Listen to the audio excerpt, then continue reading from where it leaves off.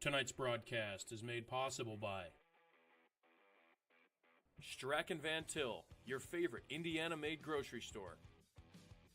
Ironworkers Local 395, proud to be union. Four Seasons Mechanical, quality and comfort is our guarantee. Boilermakers Local 374, earn while you learn. IBEW Local 697, proud to support high school sports. Bricklayers Local 4, the best hands in the business. Economy Electric Heating and Cooling, keeping you cool in the summer and cozy in the winter. The Right Group, the right way to buy and sell real estate. Mark Macknick, Chicagoland Tax Professionals. Blythe's Team Sports, where the athlete shops. And Hampton Inn, downtown Indianapolis. This is the Region Sports Network, the only game in town. Good evening, everybody. Thank you for joining us and welcome to Game Night in the Region on the Region Sports Network. We come to you tonight from Valparaiso High School as the Region Sports Network presents live video coverage of the 2026 Indiana State Girls Basketball Tournament as the Hobart Brickies take on the Valparaiso Vikings in Sectional 2 in the 4A Division. I'm Andrew Mild. I'll have the play-by-play for tonight's action. And joining me with the color analysis is Doug Nelson. Good evening, Doug. Hey, it's Friday night, semifinal night. What an exciting time for girls basketball here in Indiana. It's going to be a good one. There's already a game played before this one in a doubleheader at Valparaiso High School. The Maryville Pirates were taking on the Portage Indians. The Maryville Pirates won 54-25, so they'll be awaiting the winner of this game to see who will be playing for the sectional championship tomorrow, which is scheduled for 6 o'clock. We'll have the action here on the Region Sports Network. But, Doug, this Valparaiso team already played. They were here on Tuesday, took on Chesterton, and they blew them out 63-31, and it was yet another impressive performance by Lily Barnes. Yeah, they're playing really well right now, and they're going to be a tough out here, especially beating them here in their own gym. And excuse me, I'm choking already, but you choked me up, Andrew. It's nice being around you. But yeah, they're going to be tough to beat here tonight and tomorrow. But yeah, they're a tough group, and they got tough seniors. And starts with Lily Barnes. Barnes would score 20 points, have 12 rebounds, 7 assists, and 5 steals. She's now scored 73 points in the last 3 games.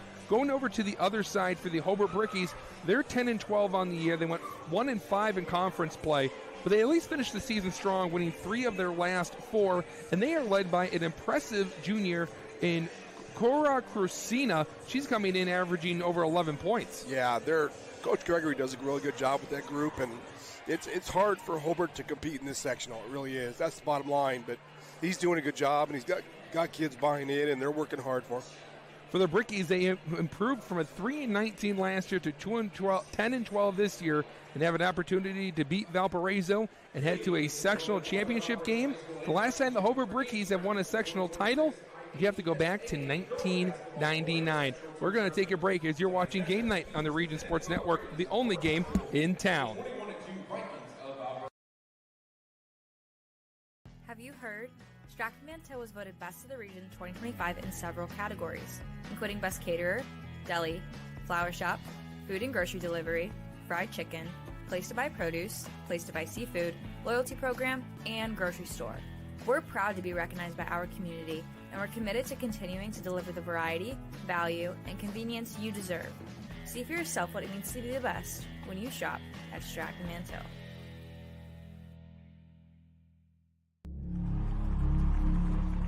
Some see a wrestling match.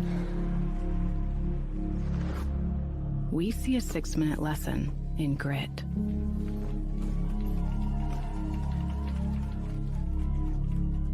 Some see a coach sending a runner home. We see a mentor guiding a student athlete into the future. Proud to keep education in front of athletics since 1903.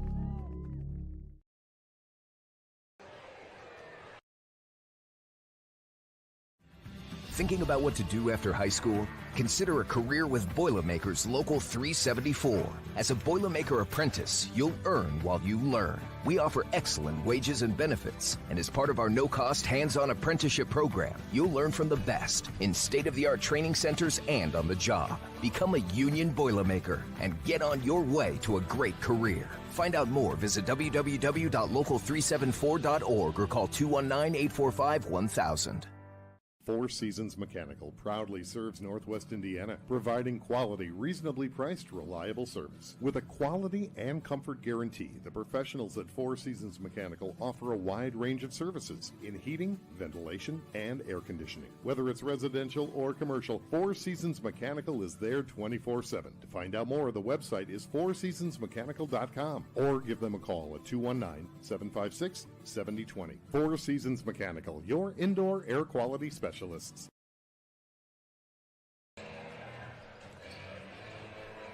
The game night forecast is brought to you by our friends at Economy Electric Heating and Cooling. Tonight's forecast is 26 degrees, but with those crazy winds, it feels like 11. But Doug, first time in a long time we saw temperatures rise above freezing temperatures, so at least it's starting to get a little warmer here in the region. Yeah, I saw some thawing today. My gutters were my gutters were exhaling there for a little bit. But yeah, it's nice to see some sun. It's supposed to warm up next week, I believe. Well, I know it's supposed to be cold this weekend, so we have something to look forward to going into next week. But that's the Friday night forecast brought to you by Economy Electric Heating and Cooling, keeping you cool in the summer and cozy in the winter. Andrew Mild with Doug Nelson at Valparaiso High School.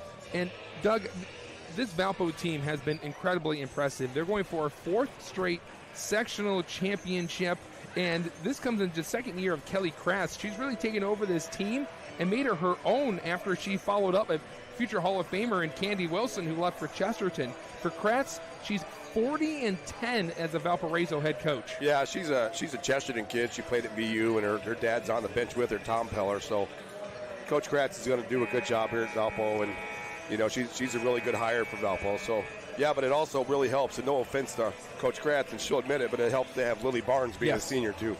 Barnes, the future Ball State Cardinal.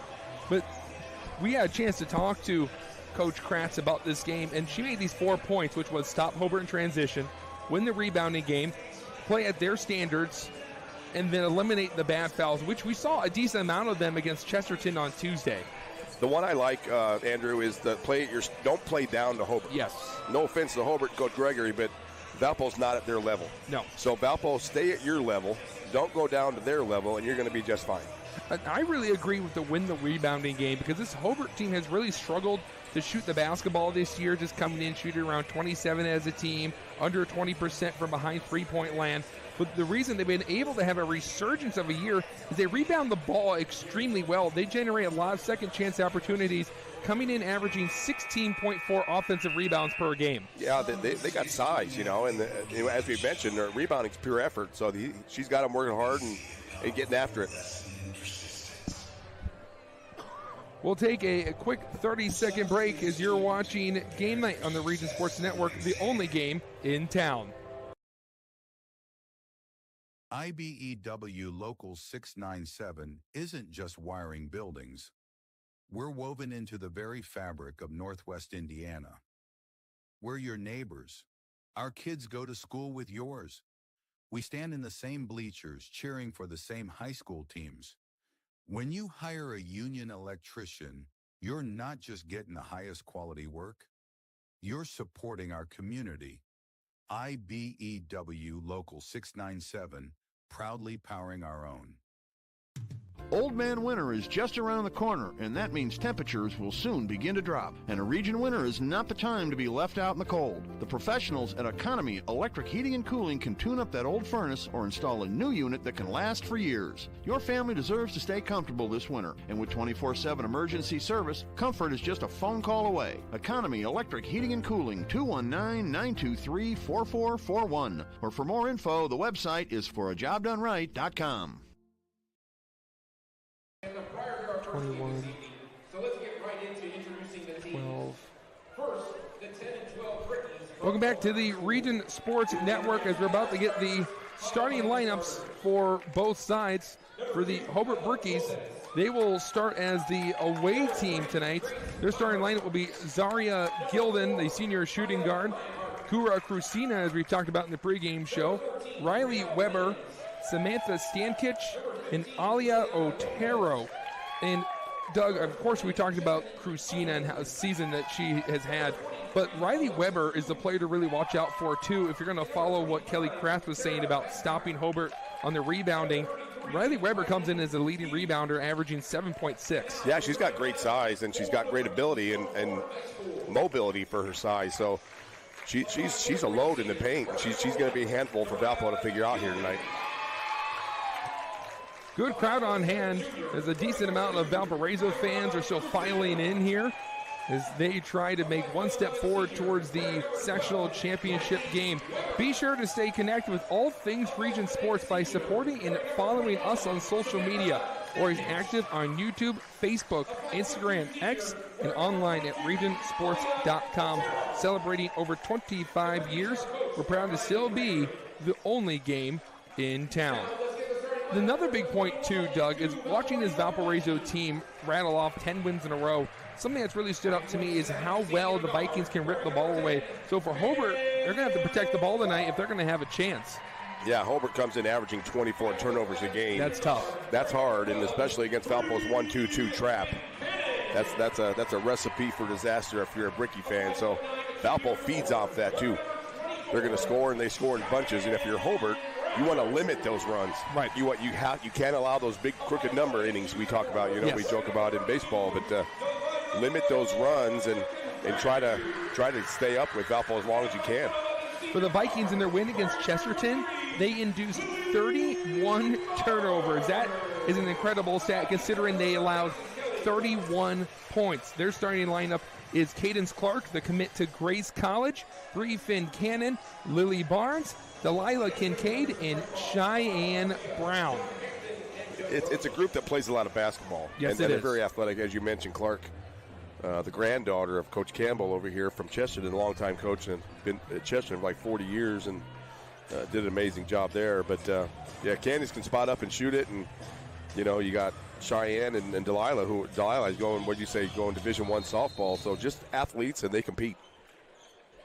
You get ready for the jump, and it's won by Valparaiso, won by Lily Barnes. What else can she do? Yeah. Hobart starts in a little 3-2 zone here. They're going to force the Vikings to shoot it from behind the arc if they can find their way inside. There's a little back screen play they run. The back screen for Barnes, who's wide open, and Barnes with the layup as Clark sets her up. Good screen and a steal. Kincaid then loses it. Gilden recovered the ball. Here comes the tough defense for the Vikings. A trap in the corner, nowhere to go for Weber. She gets it out, and a steal from Barnes. 1-on-1, and Lily Barnes makes it look easy. Yeah, they just have they have a nose for the basketball, and they pounce. You know what I'm saying? They smell blood in the water. That's what good defenses do, and they just never let you get comfortable. Delilah Kincaid already a couple of deflections. The 5'8 junior averaging just under 2 steals per game. Yeah, a little half-court 1-2-2 here. They're going to disguise it a little bit. They're putting Finn Cannon on Gilden. And Finn Cannon, the steal. Already a couple steals down for the Vikings. Kincaid cutting towards the basket, lost her footing. Barnes rebound out. Clark can't hit the three. Kincaid gets off the ground. It's a jump ball, and the possession arrow belongs to the Brickies. Well, no, go ahead, sorry. That's not a possession that the Brickies want to see too often, where the Vikings are getting second or third chance looks. And that's what I was going to say, plus the 3 turnovers they already have, and that's exactly what Coach Kratz was talking about, was hit the glass. The Brickies are having a hard time getting it past half court. There is Delilah Kincaid again as she deflects it off of Otero, and it will be Vikings ball. If nothing else, it's a dead ball turnover. It's not a live ball turnover, right? The Vikings have already been able to score in a couple of steals against this Hobart team. Clark thought about it. Barnes, elbow, nice pass. Clark, corner 3, buries it. Yeah, as you mentioned, that's a great 1-2 combo between her and Barnes. That's off her leg. And Gilden turns the ball over. It's a 7-0 run for the Vikings. as Clark has now made 11 threes in the last 6 games, the leading three-point shooter of this Vikings team. Yeah, we're a minute and a half in, and they've already got 5 turnovers, Andrew. Trying to surpass that number that they had against Chesterton on Tuesday to open up Sectional 2. Barnes going baseline, spinning. Kincaid, she tries her luck at a 3. It strikes the back iron. Hobart pushing it up the floor. Long pass, and Brown got her hand on it, deflected it out of bounds. Hobart will inbound it from underneath. Yeah, Valpo's length and speed, they just make it hard. They make it hard to get settled in and run something. They didn't get the steal there necessarily because they got a tip and deflection. The first shot for Hobart, it's a miss by Crucina, the leading scorer of this Brickies team. He's a really good athlete. Also a really good soccer player. Barnes, pull up 3 in transition. It's that hometown rim as it rolls in to make it a 10-0 run. Nice little shooter's touch there. Clark got her hand on it. Hobart able to recover the loose change. Pass down low. Weber foul from behind, and that's from Lily Barnes. It's a really good job there by Leah Otero breaking that on her own. She pulled a little Harlem Globetrotters there and just said, I got it. Get out of the way. I'm going to get it. One way to make sure a pass doesn't get deflected is not to make a pass at all. There you go. But that's how you have to break the press, either with the dribble or the pass and as attack it. You have to go north-south. If you go east-west, you're playing right into Valpo's hand. And that's what Wally McCormick and me talked about on Tuesday about Chesterton. It felt as though the Trojans were playing scared of the press, and they would get the ball and hold it up immediately. Next thing you know, you have 2 Vikings coming at you, and you have nowhere to go. Well, that's what we talk about all the time. You put the ball over your head, that's the universal sign for come trap me, or take the ball. So you can't put it up there. You got to get in the triple threat. Barnes will shoot from the mid-range, left it short. And Cannon got the offensive rebound. Barnes, second look, same results. Bodies going for the basketball, jump ball, and it's belonging to the hometown Vikings. One thing, they might not, and this is not a knock on Hobart, they might not have the skill of Valpo, but they're not going to be outworked. Right. That's the Hobart mentality, and they're going to grind it out and get on the floor and make it hard on Valpo. Clark has come back in for Allison Sedovich. Feed it to Kincaid on the left block. Brown penetrating the defense.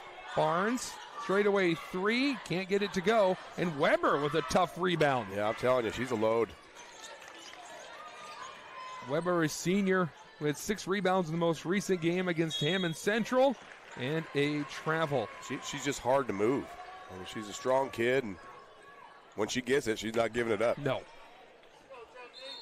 And she's got 2 players to battle with down low, and they're going to take her out and play a little small ball here. Well, I think she was asking to come out for a minute, just get a break. But it's Taryn Babcock, a freshman small forward, has entered. I'd say, yeah, you got about 30 seconds there. 10-1 Vikings. They've hit a couple of threes. Clark has one of them. She can make it 2. She does! Yeah, that's kind of the baseline spot. That's her side, in that 2-1-2 Valpo that they're running. And what a save by Kincaid. Extra pass. Oh. That extra pass had too much on it, sailing over the head of the 5'11 Lily Barnes. But that was for Valpo, Doug. You look at the numbers, and that was really their one weakness, as their three-point shooting sometimes wasn't there. Yeah. They shot around 27% as a team. In their win against Chesterton, they shot 8 for 20. Yeah. I mean, that's double, almost double your percentage. Yeah, that's a good night. Barnes with the rip away. Barnes bumped, bucket, and 1.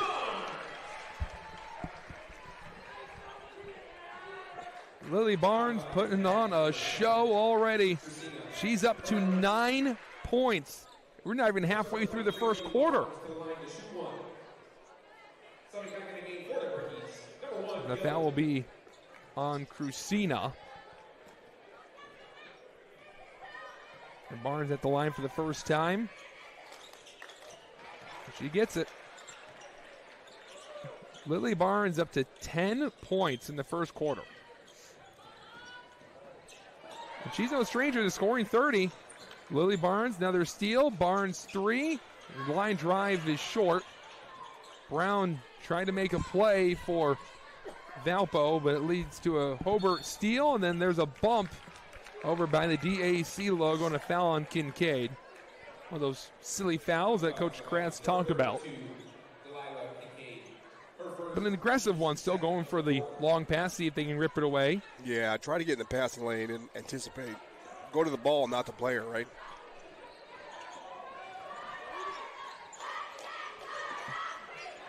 Left side three, nothing but glass from Babcock. Barnes recovers the ball. One-handed pass down the floor, and look at the unselfish play for the Vikings. Brown to Kincaid and an easy two. That's a lot of chemistry there. That's guys playing together a while. Timeout, Ryan Gregory and the Hobart Brickies.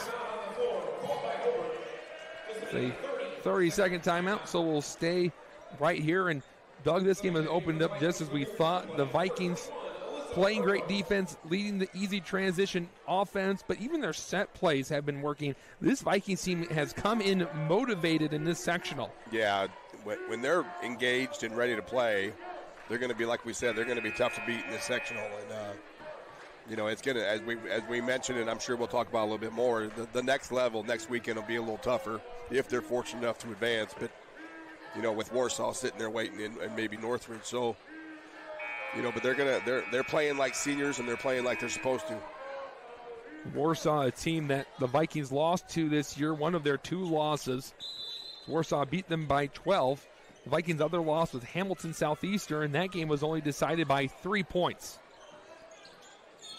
Barnes using her feet to play defense, and she forces a turnover from Crucina.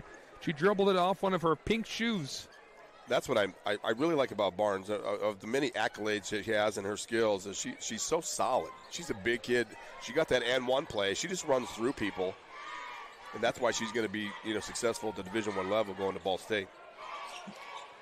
They feed her in the post. Back out three. Finn Cannon off the back iron. Clark for her third three, and she's in fuego. Cadence Clark's starting to look a lot like Caitlin Clark. Oh, I knew it was the time.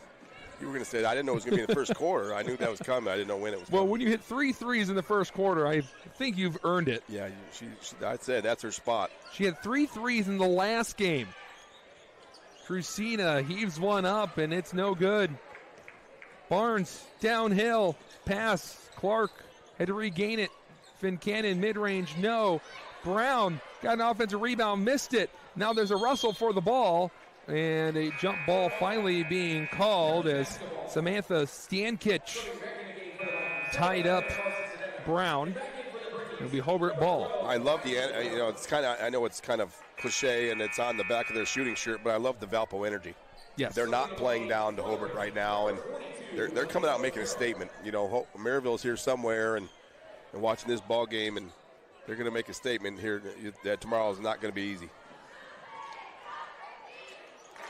Good play for the Hobart Brickies to break the press.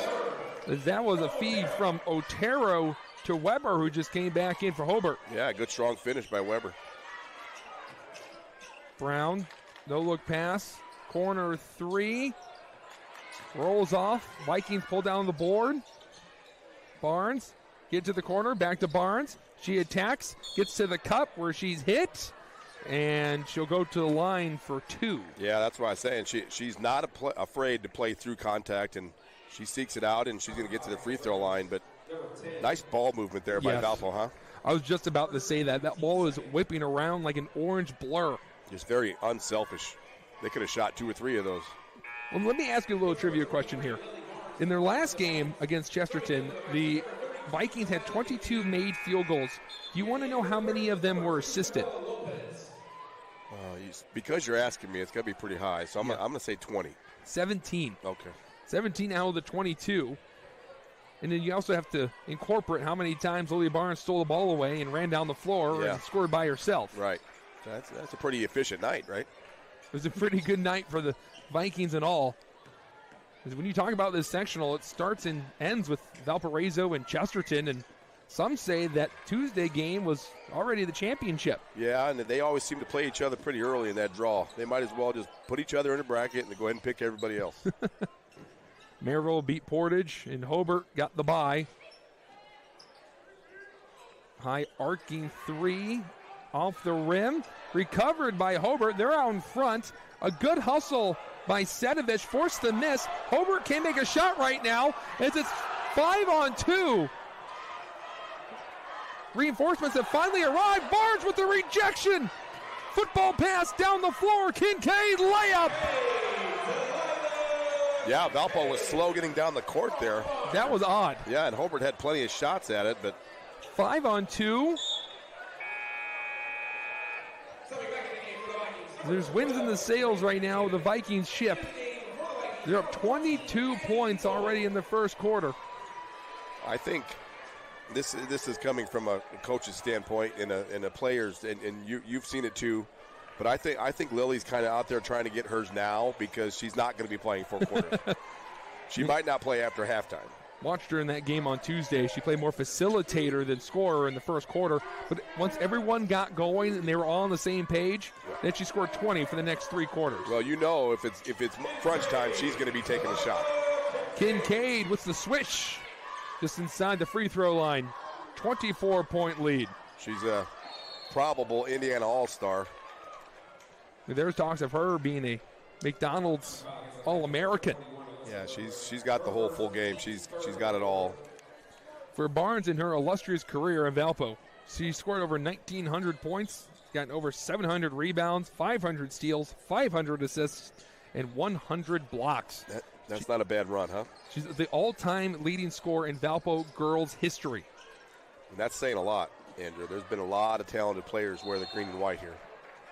We see all those sectional championships up there behind the basket where Valpo was going to be inbounding it. They're tied for 6th most in Indiana for sectional titles. Yeah, there's been a lot of coaches had a good run here. Coach Kirby had a good run in the 90s and 2000s, and they just reload here. Yeah, they won 9 straight sectional titles in the late 80s into the early 90s. Kincaid spin move, and she was grabbed. Glasses came off. She was wearing the goggles in the last game, and Doug, being the coach that he is, had some fun. He asked, how many times is Kincaid's glasses going to come off? The number you set was 3, correct? I did. We did their Crown Point game earlier in the year, and it was a good amount of times, and it was frustrating the Crown Point coach because they were stopping the game, like when Crown Point was in transition to pick up the glasses. And I get it. As a parent, those aren't cheap. No. You got to pick them up, but I remember the time that you and I did the Crown Point Penn boys game, and the nets kept getting stuck. Oh, yeah, they still are getting stuck. I don't know how they allow that. Kincaid goes 1 for 2 at the line. Hobart won't get a heave off to end the first quarter. The Vikings dominate as they lead by 25. You're watching Game Night on the Region Sports Network, the only game in town.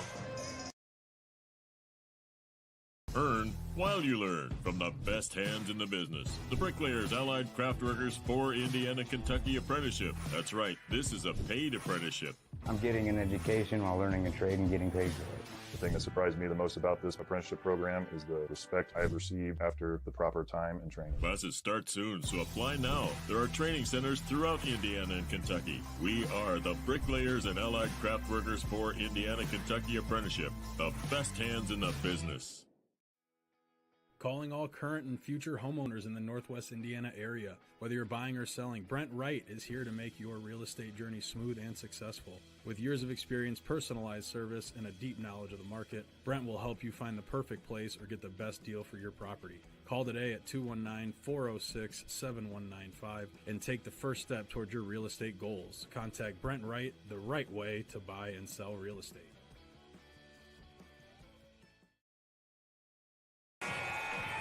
You're watching the live coverage from the Region Sports Network of the 2026 Indiana Girls Basketball State Tournament and the IHSAA Champions Network. Doug Nelson joining me, Andrew Mild, here on the Region Sports Network. And Doug, that first quarter was all Vikings, wire to wire. Yeah, it's kind of what we were afraid was going to happen here. But again, here though, you can't play down. You got to, if you're Valpo, you either pretend you flip the score or 0-0. Don't let up. You don't want, leave no doubt. Don't let Hobart back into this ball game. Well, now we have a unique situation where the referees just went to the scorer's table and believe they were just calling for Alia Otero. Now they've called on Ryan Gregory to come over to the scorer's table. She was already in the game. Yeah, this is odd. Yeah, if you sub after the second buzz, you're not allowed to. Okay. That's why they buzz you at like 50, and then if they sub too late, they can't come in. But I think she was in at the end of the quarter, so it doesn't matter. Well, the confusion has been cleaned up as we resume play from Valparaiso High School. Hobart's a little 2-3 now. Switched out of that 3-2 zone. 2-3 zone covers those corners a little better. Maybe not allow Clark to hit that three in the corner. She's made, 3 of them already? 3 threes for Cadence Clark, who's committed to play at Grace College, a school that broke the national scoring record in a single game, if you remember that. It seems to me like it would be a fun college to go to if I'm a shooter. Clark missed the shot, and Kincaid battles for the board and kisses it off the glass, 30-3. See, Valpo's already called off the press. Playing off, forcing Hobart to play in their set offense here. The 2-3 zone. And that zone is tough. Haven't seen too many teams been able to break it. Good hands. Finn Cannon, one of the starters. Kincaid steps inside the three-point line. Her long mid-range is off. Barnes scoops it with the left hand, too much on it. Yeah, she's probably going to end up with a a double-double tonight with double-digit rebounds as well, huh? She's probably got 3 or 4 already. Well, she got close to a quadruple-double earlier this year. She had the points, the rebounds, the assists. She finished with 9 steals. Oh, my. Who's doing those stats? We can find one in there somewhere. And I saw that. I was wishing that someone would have told her how close she was and say, hey, you got to stay out there and get one more. Get one more. Because I don't think a quadruple-double has happened in my time. Maybe Draymond Green had one, but I know that the Sarge did it with the Spurs. There aren't too many people that are trying to think. Wemby, maybe? I don't know who would do that. It's just hard in the modern day when there's really not a whole lot of defense. Right. Everyone just stands around the perimeter, get open, shoot a 3. Yeah. Ball screen, switch. Oh, wait, we're not doing that well? Let's trade everyone. Yeah. It was a pretty active last couple of days for the Chicago Bulls. 7 trades in total. How many second-round picks they get? I believe I read 13. Yeah. 13 or 14. There was a joke going around that if the Bulls were lucky enough to see the NBA flip the second round to the first round, they'd be in really good shape. Big confusion from Hobart as they went down the floor and realized that it was their ball underneath the basket as Otero would trigger the play. This is Crucina, the lead scorer of this Hobart team. She's been quiet. Tough take, and she gets it to go. Really good, as I mentioned, really good athlete. I'm high on her. She's a nice addition there for Hobart. And after this, she'll be in track and field. And because of her playing multiple sports, she's become the real athlete. She's only a junior. She's going to be coming back. And I know in the NCC girls soccer, they won't be excited to see her come back, score a possible another 30 goals as she did this year. Yeah. But she scored on the soccer team. She's been really good for this basketball team. As for Hobart, they love to get out in transition and run. They just haven't had a whole lot of opportunities to do so in this game, and that's all set for design. Yeah, Valpo's defense is so active, and look at them just swarm on you. They're long. They play with active hands, and as we mentioned, with the basketball IQ, they're very good anticipators. But the word that you used earlier is this chemistry. Yeah. I know that applies to offense a lot, but also the defense. As you saw the ball going to the post, immediately 2 more Vikings came down to help. Right. That's trusting each other, and we don't have to call it out. Yeah, help the helper, and it's a travel. Doing a lot of it together.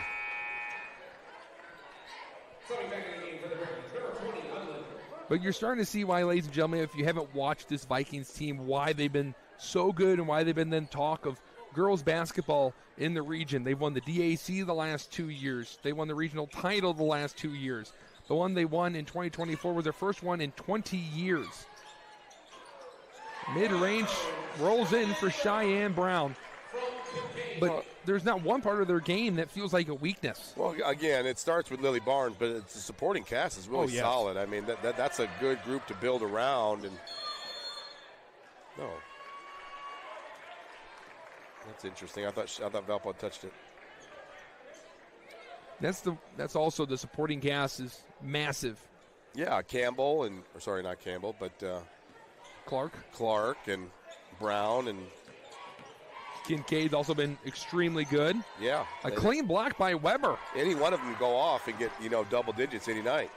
And look at Lily Barnes hustle after her shot gets blocked. She runs down the floor, pokes it away, and the Vikings are back on offense. That's why she's just an absolute stat filler. She finds Clark for a three. Can't get her fourth. Barnes. Look at the board. Offensive rebound. She's wrestling. She's going up against three brickies. And they call 3 seconds in the lane on Lily Barnes.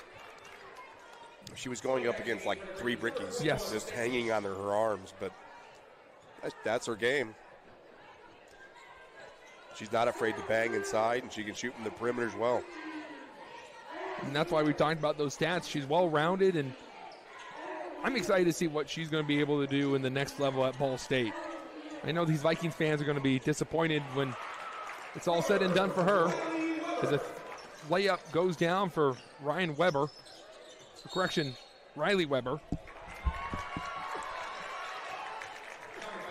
And an offensive foul being called on Barnes. Yeah, she got caught just kind of pushing off with her offhand there. Second foul on Barnes, who's at 12 points already. Sorry, Andrew, but just real quick to go with what you're talking about with Barnes. She had offers from Big Ten schools, so to go to Ball State, I mean, there was talk she had some NIL money, and that helps. But, it'd be interesting to see if she sticks it out for 4 years at Ball State. Lily Barnes with another highlight play. Gets the steal, crossover, goes up with her offhand as she gets hit and gets it to go down.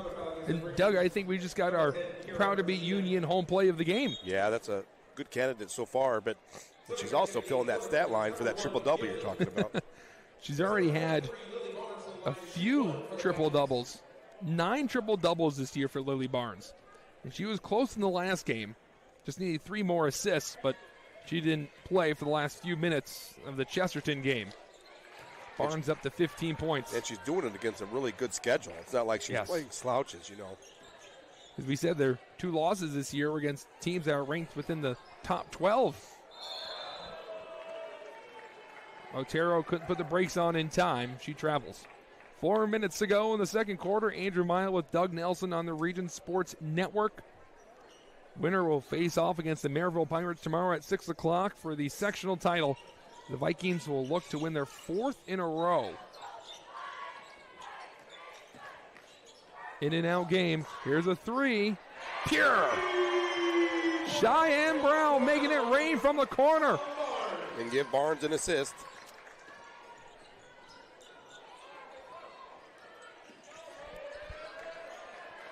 And then Brown gets a steal as she carries it. She knew it too. I think she wanted to pass it up the floor. She did. She was going for the signature Vikings one-handed pass down the floor. Almost looking like Caleb Williams throwing to DJ Moore in overtime. Getting ready for the Super Bowl on Sunday. Seahawks and Patriots. I got the Seahawks in that one. Who you got, Doug? I don't know. I like the Patriots in a close, low-scoring game. I don't know. He just found ways to win this year. Lily Barnes, a steal. Barnes misses the layup.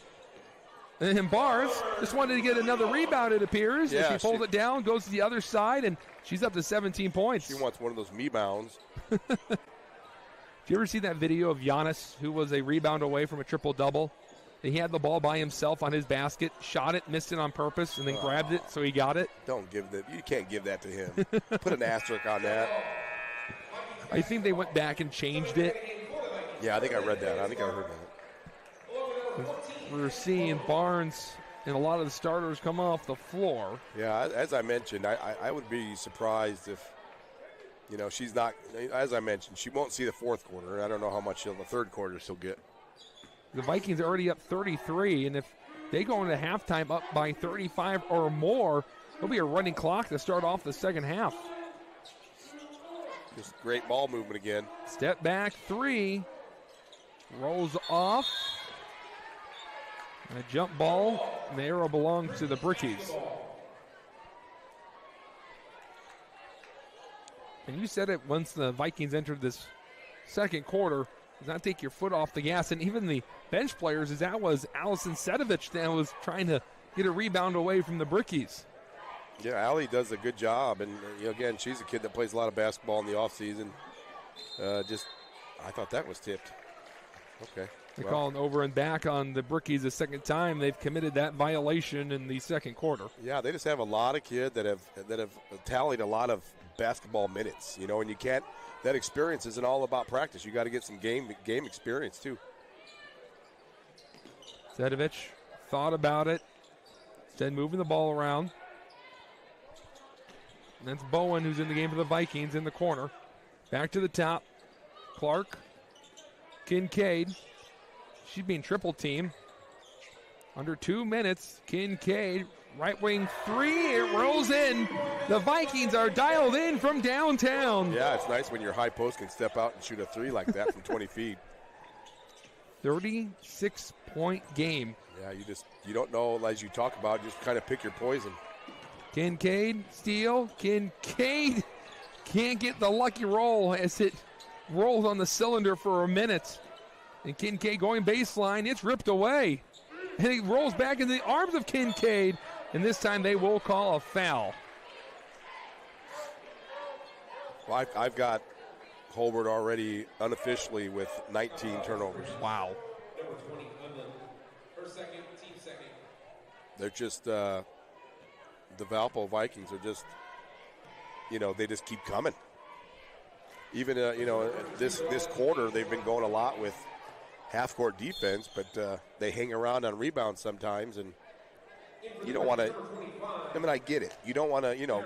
Coach Kratz is not the type to run it up. No. You know what I mean? She's not. That's not the purpose of what she's trying to do. But you also don't want to take away from the aggressiveness of your kids. Yes. Because sometimes, and you've seen it before, some teams take their foot off the gas, and then they don't know how to put it back on. It's hard to get back on. Once you get into that mojo, you don't want to get out of it. And that's the kind of the rough part about sectionals when you're playing lesser teams and you're blowing them out by 36 before you end the first half. And you're not just trying to win tonight. You're trying to keep the tone going for tomorrow. Yes. You don't want to be passive going into at this time of the year. The old statement that there's more to the sports than just stats and playing on the floor. There's decisions to be made. Well, there's also, it's lose or go or win or go home. Yes. I mean, again, she's not the type to run it up on anybody and try to embarrass anybody, but you also want to just maintain that pressure you're playing with. And she understands her seniors on the other side where it's going to be their final game. That was a rainbow three that found the bottom. Alyssa Bergler. Bergler's a shooter. That's her job. She shot 36% from behind the arc this year. That was the first shot from Hobart in a long time. And after a long wrestle for the ball, it ends in the hands of Undland, and Undland gets 2 points. Yeah, again, that's one of those things where Bergler on another program, she would be a starter. Here she's got to come in and accept her role, and that's what you do. That's a good problem to have if you're Valpo. Yeah, Bergler, a bench player, a junior, averaging just under 3 points. She had 6 points in a steal against Chesterton. So that's also the counteract of having your starters sit on the benches. Your bench players are getting more minutes, which is always good in case foul trouble ever occurs. But look at the hustle. I mean, that's what I'm saying. I think she would. That's the kind of a role and accepting the role that you need. One of the sweet noises for any coach, right, Doug, is players hitting the ground and hearing the skin rub up against the hardwood. The old war wounds. The Vikings looking like they're holding on for the last possession. Clark pulls the trigger. Her shot's off. Still a trap in the corner. Hobart runs out of time. This first half was absolutely dominated by the Valparaiso Vikings. They lead by 37. We'll have a running clock when we come back for the second half. But for now, we'll have a Commissioner's Corner for you. And Doug will talk about the first half, get you ready for the second half as you're watching Game Night on the Region Sports Network, the only game in town. It's time for the Commissioner's Corner, an exclusive weekly conversation about Indiana high school sports with the Commissioner of the IHSAA, Paul Neidig. Now for an up-to-the-minute report about what's happening in the constantly changing world of high school sports, here's Commissioner Paul Neidig. Hey, welcome into the Commissioner's Corner, our weekly conversation with the Commissioner of the IHSAA, Paul Neidig. I'm Brendan King. Paul, always great to catch up. Busy time of year, girls basketball state tournament getting rolling. Boys basketball pairing show coming up on the 22nd. So it is a great time of year, and the tournament got started in a great way with the sectional. Yeah, we kicked the girls tournament off last night. Had a few postponements due to snow in the southeast part of the state, but as our great athletic directors do, they're always flexible and getting things scheduled. And so we're rescheduled for everything that we didn't get to play last night, and we'll continue through the rest of the week. And so there's a whole slate of games out there on Wednesday. There'll be some games on Thursday. Obviously, Friday is semifinal night for most, and then Saturday night will be championship night. Last episode, we were talking a lot about how the snow impacted things on the boys and girls side. So it's up to the ADs, of course, to reach out to you, and then is it up to them to just get that new date on their schedule? Yeah, they communicate with the people that are in the tournament to find out, make sure there's no conflicts there. But they take the lead on rescheduling, and certainly they reach out to Assistant Commissioner Jane Schott because the girls' tournament's going, and Jane would work with them on rescheduling and what her thoughts are also. But it primarily falls back to our schools. As we mentioned with the boys basketball pairing show coming up on the 22nd, across the IHSAA, you guys are always looking for new officials and new folks to join that realm. And it's very easy, Paul, IHSAA.org, and it's pretty easy from there, right? Yeah, you go to IHSAA.org, and at the top there's a button that says Become an Official, and we love for people, if they've ever been inclined, I tell folks all the time, we love the game as players, our athletes and participants, but it's a chance to continue to be involved in the game, and the officials community is so unique because they become so close-knit and support each other, and you're working with some of your teammates, and that team concept is still going, and we need officials. We always need officials. Our group is a little silver-haired as we speak sometime, or some are getting a little older, but we love young officials. I watched a couple good young officials work last night at the girls sectional at Carmel. And so we're always looking for the next official to get out there and help us out. So a lot of basketball opportunities for folks to go out and support their communities. But we've been talking the last few weeks, Paul, about something very unique, and that's swimming and diving. It's coming up on the boys and girls side here very soon. But girls swimming and diving is going to start first, and that starts this weekend. So for anybody that wants to come out and watch something very unique and very special, I think that might be a perfect opportunity for them because there's truly nothing like that. Yeah, and if you want to know where the swim meets are at in your community, you can go to our website, again, IHSA.org. At the top, you click schedules, and you can put in your zip code in your area, and they'll find out where these local games are being played at. And get out, you'll see, it's incredible, the quality of swimming in the state of Indiana. And we did a podcast this past week on the IHSA Insider and had Lily King and her brother online. And Lily began her career at F.J. Wright's High School in Evansville and furthered it. And we certainly know her Olympic story. So, again, there'll be another one born through this tournament season that will do great things at the Olympic level. Paul, other stuff going on with the IHSAA girls wrestling just wrapped up over at the Coliseum. Whiteland finishing with the top spot in girls wrestling. 2 individual state champions crowned. Crown Point, Hobart, and Columbus East following in the standings. And, of course, boys wrestling coming up as well. So can you just break down the weekend for the girls wrestling state titles and what's coming up for the boys, too? Well, girls wrestling was a great weekend, and we saw a significant amount of growth in, not only the quality of wrestling in its second year of state championship participation, but in the number of fans. I mean, we were up almost 1,000 fans this past weekend over the previous year, this past Friday. And so that's exciting. And we knew girls wrestling would continue to grow. The fan base loves their sport, and we're excited about it. And then we turn right around the corner. And a week from this Saturday, we kick off with the boys wrestling tournament. It's the Commissioner's Corner. That's Paul Neidig. I'm Brendan King. Paul, we always appreciate the time. We'll talk to you again next week. Thanks, Brendan. Appreciate what you do. Thanks for listening to The Commissioner's Corner with IHSAA Commissioner Paul Neidig, and thank you for your continued support of the high schools in your community. Welcome back to the Region Sports Network, as this scoreboard update is courtesy of your neighborhood Strack & Van Til Food Market. Strack & Van Til, your favorite Indiana-made grocery store. We'll start off with LC leading Munster 38-22. Crown Point is going up against Hamilton Central. Crown Point leads by 10. South Bend Adams defeated Riley 48-32. Penn took care of LaPorte 54-22. Marquette Catholic beat Westville by 19. Final score was 61-42. Washington Township and Tri-Township, they're in the third, with Washington Township up 8. Whiting beat Hebron 55-42.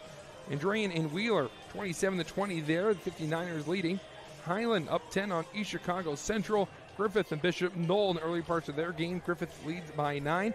And a very competitive one, Kankakee Valley versus Lowell. They're in the third quarter, tied at 24. Doug, you said that's the game to really pay attention to tonight. I thought so. The NCC champs, KV, had a really good season. And, and Lowell has had it going pretty well. Coach Chavez is doing a good job down there. And that's a tough matchup. I thought was, like I said, the best game of the night. You can follow all of tonight's region basketball scores live on the Hometown Scoreboard, streaming on youtube.com/regionsports, facebook.com/regionsports, and regionsports.com, courtesy of your neighborhood Strack & Van Til. And here in the Sectional 2, Maryville beats Portage 54-25, and the Vikings lead 46-9.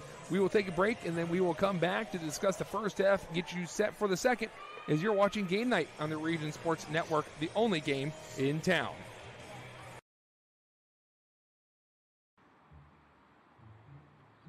At Blyce, we're used to having the athlete shop at our store. Down, sit, put. But sometimes they get carried away.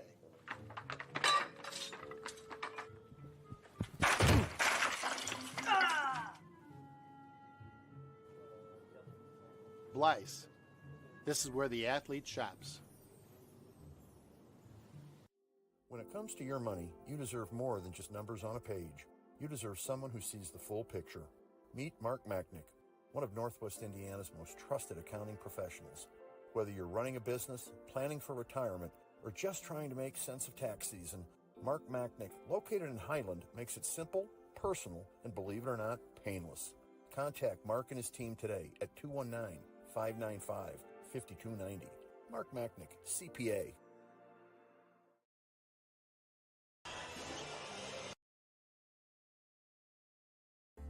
Located in the heart of downtown Indianapolis, the newly renovated Hampton Inn is within walking distance to over 30 restaurants and attractions, including Lucas Oilfield and Gamebridge Fieldhouse. Hampton Inn has much to offer, including a hot breakfast, high-speed internet access in every room, as well as a fitness center. Why wait? Make your reservations today. Call 317-261-1200 or make them on the web at hamptonin3.hilton.com. Hampton Inn, Indianapolis, downtown.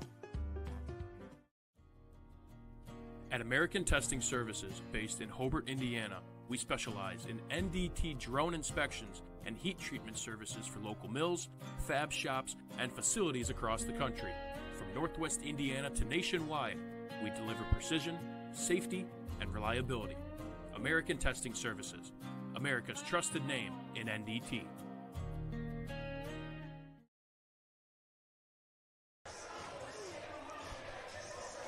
You're watching the live coverage from the Region Sports Network of the 2026 Indiana Girls Basketball State Tournament on IHSAA Champions Network. Andrew Miles, Doug Nelson joining me as we get ready for the second half. And Doug, this Vikings team, as you said, they may have to put their foot off the gas, but they don't want to lose that mojo they've been in these last 2 games to open up sectionals. I don't know if you necessarily put your foot off the gas. I think you just change personnel. Okay. And let them go on and play. You know, it's kind of like when you watch football games and they put the backup quarterback in, but they don't let him throw. Yes. That's no fun. I mean, you know, what kind of experience is that guy getting, you know?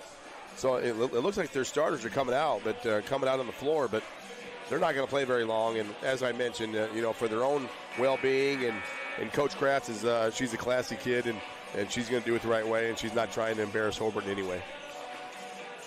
The Brickies will start off with the ball, and for Hobart, this might be the end of their season, but Doug, this has really been a good story, and they could be very competitive in the NCC next year. They still have some pretty young players that will be coming back after a year of development, and they've really improved. Just won 3 games last year, up to 10 wins this year. They are, and we played Ryan, and his father's the head coach at Wheeler. So, okay. You know, I've known him and his father for a long time, but I told him, I said, you're in a place it's hard to win there. It's hard to win for girls basketball because you're in a meat grinder of a sectional and a very competitive a conference. So, I mean, if you go in there and win, as you mentioned, the last sectional was in 1999. Yes. I mean, and he's doing a good job with this group. So, it's not an easy place to win for girls basketball. That's just the way it is right now. To give you folks an idea of how long ago that was, I was born in 1999, so it's been a little bit for Hobart. You don't have to age me. But there's a light at the end of the tunnel. Some good players coming back next year. Barnes with a good take to the lane, and she fills up the cup. And the vibe of high school sports anymore, you hope that, and this is, I'm going to say, you hope the guys that are good stay. Yes. You know what I mean? You don't want them to get poached by someone else and say, hey, we're going to win over here. Come over here with us. And that happens. It happens. You've seen it. So, you know, I hope that they stick with Coach Gregory and he sticks it out. Yes. You know, well, a hard thing at a spot like that is coaches, it's kind of a revolving door. So, you know, stick it out, put some time in with your young guys and getting better, and that's all you can do. Transition, and it's Brown to Kincaid. Kincaid with the left hand, and the junior has 14 points tonight. As her and Lily Barnes have combined for 33 of the 50. Weber had it, lost it. Hobart recovers it, mid-range, no good. 41-point game, running clock. Barnes downhill, that's too easy. Yeah, you got to stop the basketball. She's at 21 now. That's her average on the year. Second year in a row where she's averaged over 21 points per game. Yeah. I'm kind of watching the Valpo bench and see when they're going to. It is a running clock, so I forgot about that. But coach is trying to keep up the energy. Maryville Pirates will await the winner of this game. You wonder, the big talk is a lot of states are approving the shot clock. How would that go along with the running clock? That's true. You know, that's just one more thing you got to work on. Are you in favor of the running clock at the high school level? I know you and I have talked about this a lot. I've always have been, and mostly because I've seen good games be sort of anticlimactic because the team leading just plays that four corners offense and throws the ball around. I remember that happening in the Crown Point Valparaiso boys sectional title game when Sasha Stevanovic hit that three to tie it. Three, no good from Stankic. And it was sort of deflating as a Crown Point fan, where you're hoping that you see both teams kind of trade blows at the end, and it turned into the shot heard around the region to tie the game, send it to overtime, and Crown Point ultimately getting the win. Yeah, The point that you brought up, and I've always said, like, okay, now I can see why we've never done it, is you now have to hire someone from a logistical standpoint who's going to do that every home game. Barnes with an assist, finding Kincaid down the floor, and a timeout, and now all the Vikings bench players have run over to the scorer's table. It's a whole line change for the team in white. Yeah, again, I think that, they're not going to take their foot off the gas. They're going to play with just different personnel. But to talk about the shot clock, from what I've heard, I think it came out last week or the week before, there was the IBCA, the Coaches Association, said like 80% of the boys' coaches approved it. Wow. Approve of it. and the girls about 70% approved of it. So it's still a very high percentage for it's both a high divisions. percentage, but you're going to have to come up with somebody's going to have some bills to pay, because those aren't cheap to put in. No. And I'm this. I will give up the shot clock idea if we would go and seed the postseason. I was going to ask you, what's a rule that you would like to be changed in the IHSAA? You would like for the sectionals and regionals to be seeded so the team with the best records play the teams with the lesser records. Correct. I believe that my brother Dustin, who's coached for a long time now, an administrator here in Valpo, he told me this, and it makes perfect sense, was you take the top 100 teams and put them in a tournament. That's what Nathan, my son Nathan's out in California, that's what they do out there. Oh, really? With a shot clock. Wow. So they put the top, and that's only like the top 15 or top 20 teams in Central California there. But you take the top 100 teams and you put them in their own class, and then you take the next top 100 or next 100 and you put them in their class. I think the games would be more competitive. I think the games would, because right now it's kind of the haves and the have-nots. We've seen it. You've seen it. You've been games. Yes. And I just think that that's something that would create some buzz, and it's a lot more like college. You have the small school knock off the big school every once in a while. You would have Marquette at this. An example would be Marquette would be in the top 100. Well, we just saw it the other day where 21st Century upset Crown Point, who's the number 2 team in the state in the 4A, and 21st Century is a 3A, if I stand corrected, or they're a 2A. They're 2. 2A. So 2 levels down. Correct. Yeah, I like that idea. That takes a lot of things out of discussion. That takes away, because there's a lot of people talking about, people recruiting or kids transferring. If you want to transfer, go transfer then. Yes. But you're going to be playing against good competition.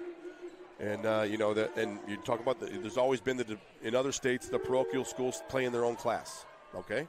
But now if you're a good 1A school such as Marquette, then you're going to be playing 4A. If you're good that year, it might be different next year, Andrew. If you're not so good next year, you're going to be in a different class. It's kind of the system that they run over in the MLS, where you can move down tiers. I can't remember what it's called. Tells you how much I know about soccer. My son Kale would tell you. Yes. He's talked to me about that. Oh gosh, it's on the tip of my tongue. And I know over there it's the bottom 4 teams, then move down. Relegation. I think it's something along those lines. Right. And then the top, the winner of the lesser league then moves up to the Major League Soccer. Right. Or I'm sorry, the Premier League. But for example, and my nerd self last night just kind of looked at it. It would be Crown Point, Valpo, Chesterton, Marquette, Hammond Morton, and Rensselaer. Wow. Tell me that wouldn't be a fun sectional. That would be incredible. And then would you say find then you find a central location, have it at Crown Point. I was going to say, would you just give it to the number 1 seed then? Like the best record team then gets to host? Sure. You could do that or find a central location as it will. But and there are a lot of people that have talked about seeding have said, well, you'd have long bus trips. We're spoiled up here in the region. That's true. You go down to central Indiana, like go play South Newton in the land of turbines. There's nothing around. I mean, every trip they make is a good half hour, 45 minutes. So wherever they go, it's going to be a long ride. It's funny that you bring that up, because I work with someone that moved over from Illinois, and we always make the joke that everything's half hour away. And she goes, you guys make that joke, but it's true. Everything is literally half hour away, depending where you're going. Right. So I think you would have some good competition. I think that top level would be really interesting, and everything would be competitive. Yeah, that would be the definition of Hoosier hysteria, and it wouldn't be just one team dominating the same division every year. No, and you might bump up. If you have a really good year, it's exciting. Then you have a small team playing a big team. Yes. The Couch Boys would probably be close to the top, playing a Valpo. Yes. Playing a Crown Point. And that one time when people would say, well, that's not fair to them. Well, they're having a good year. That's part of it. You want to talk about Hoosier hysteria, a small school beating a big school. That's Hoosier hysteria. I mean, you talk about a certain movie where that happens. Sure. Where they won the state championship against, I believe it was a Muncie school. Muncie Central or so? Yeah, it was Muncie Central. I don't think it was Muncie in the movie. Right. I believe it was a South Bend school in the movie. Right. So I'll give you the shot clock if you give me the Sagarin. I think that's a very fair trade. I think Sagarin postseason. A lot of our viewers would agree with you on that. It's 57-11 Vikings with about 20 seconds to go. Running clock this entire second half. Sedovic playing against that 2-3 zone. And a steal from Hobart. Krusina behind the back, step back, mid-range, rolls off. Ball rolls out of bounds, and the buzzer sounds off. We'll head to the fourth as you're watching Game Night on the Region Sports Network, the only game in town. The secret to making life better is found at Duffy's Place in Valparaiso, Indiana. Duffy's Place is open 8 a.m. to 3 a.m. daily with delicious beverages and great tasting food. The staff at Duffy's Place loves what they do and they love their customers. If you want some choices of great food including wings, burgers, pierogies, great live music, and great people in both the staff and customers, this is the place for you. Stop in for a bite and watch your favorite hometown team, Duffy's Place in Valparaiso. On-Site Generator Solutions is a locally owned and operated power partner for Northwest Indiana homes. With over 14 years of experience, they handle tasks such as generators, residential electric, plumbing, automotive care, and more. You can find them on Facebook. Give them a call at 219-516-6800 or search them up on the web at onsitegeneratorsolutions.com. On-Site Generator Solutions. Power you could count on every time, everywhere. At the conclusion of tonight's game, we'll name the Crowd Companies Lantern Man Superhero of the Game. Crowd Companies, the business professionals. We have the Blue Collar Player of the Game. That is sponsored by Boilermakers Local 374. Earn while you learn with Boilermakers Local 374. And the Proud to Be Union Play of the Game. That is presented by Ironworkers Local 395. To find out how you can become a union iron worker, visit ironworkers395.com. You look out on the court now, Andrew, and Valpo's got a bunch of young guys in. One that sticks out is you got Caroline, is it Hedman, 15, sophomore? I'm just looking at who's next. Yes. Who's the next dude? You know this what I mean? is a real insight of the future of Valparaiso girls basketball. Yeah, you got Sedovic. As you said, Allison plays a lot of off-season basketball. For Valparaiso, they can't have Lily Barnes for another 11 years. No, as much as they love to redshirt her, she's not coming back. We also got to remember that Delilah Kincaid and Cheyenne Brown are juniors, so they'll be the two captains of this team next season. Yeah, probably Bergler and Sedovic. The big contributors to this team, Clark and Barnes, are moving on to their college years. I saw number 31, Kendall Lowe, down there as well. She was a big 5'11" kid. She was out in the end of the third quarter. She was out there. It's a three.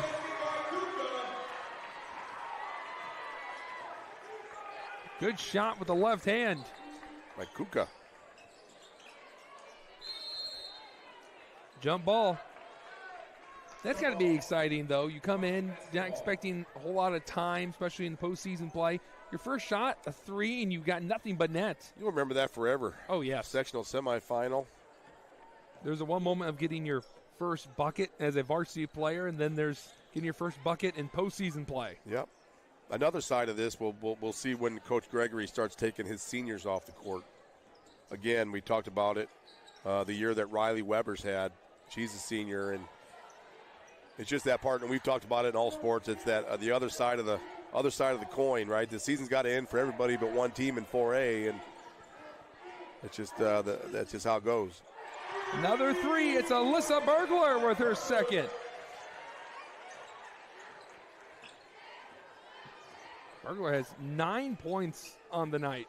It's a 52-point lead for Valparaiso. Good-sized kid.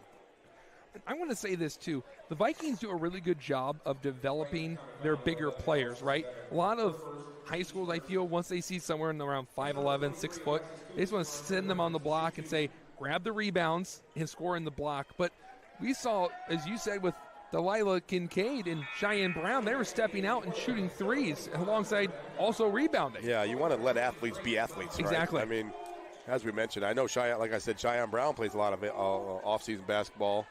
And as we said, Kincaid is a Division I softball player, so just let him go. That was another point I wanted to talk about was Kincaid. You talked about softball. We talked about Crucina, the leading scorer of Hobart, being a soccer player and on the track team. Briefin Cannon for Valparaiso, a senior, is also a track runner. I've seen a lot of successful players also play other sports instead of just focusing in on one. And you've been really close to high schools for the past few decades, but you don't have to age me, but go ahead. But how many players do you see now focusing in on just one sport and they're getting burned out and not really growing and developing athleticism? Yeah, and then just developing competitiveness. You Yes. know, I mean, you want a kid. I'm a guy that I am high on the multi-sport athletes. Yes. Basketball season, from whatever October to March, it's in basketball. After that, go do what you want, be healthy, have fun, compete, be with your friends. Yes. How many times you've seen a college kid or college coach say, "Yeah, I went to go watch a kid wrestle, and he's a football player," or, let him compete. There's all the studies that if you play the same sport all the time, that you're using the same muscles, you're going to get hurt, or you're going to get burned out. I mean, how many times have you seen it? I've seen a ton, especially with travel baseball becoming a big thing. I know that's also a big thing in basketball, is playing AAU all the time.